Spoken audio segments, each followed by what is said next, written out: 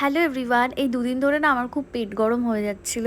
তো বাবা এই ডাবটা কেটে দিয়েছিল, তো আমি সকালবেলা খাচ্ছিলাম আর ডাবটার ভেতরে দেখলাম অনেকটা শাঁস ছিল বেশ।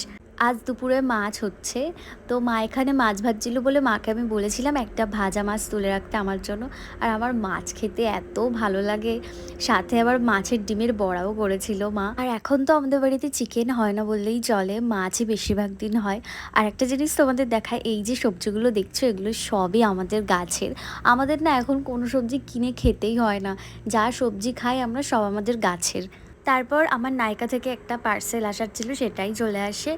আর আজকে সন্ধেবেলা আমি আর বোন মিলে একটু গেছিলাম কল্যাণীতে, ওখান থেকে আবার একটু জলযোগেও গেছিলাম। জলযোগে না ধোকলা নিতে গেছিলাম, তো ওখানে মেন ধোকলাটাই ছিল না।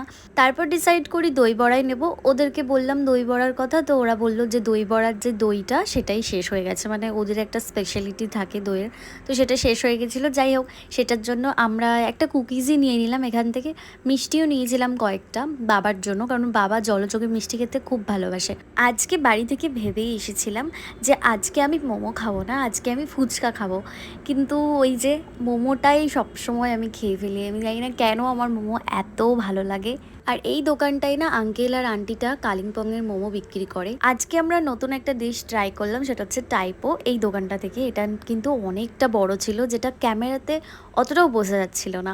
আর তার সাথে আমরা ফ্রাইড মোমোও নিয়েছিলাম, কয়েকটা ফ্রাইড মোমো আবার স্ট্রিট ডগের জন্যও নেওয়া হয়েছিল, ওখানে কয়েকটা স্ট্রিট ডগ ছিল তাদেরকে দেওয়া হয়েছে। আর বাড়ি ফেরার সময় মায়ের জন্য নিয়ে এসেছিলাম কাবাব।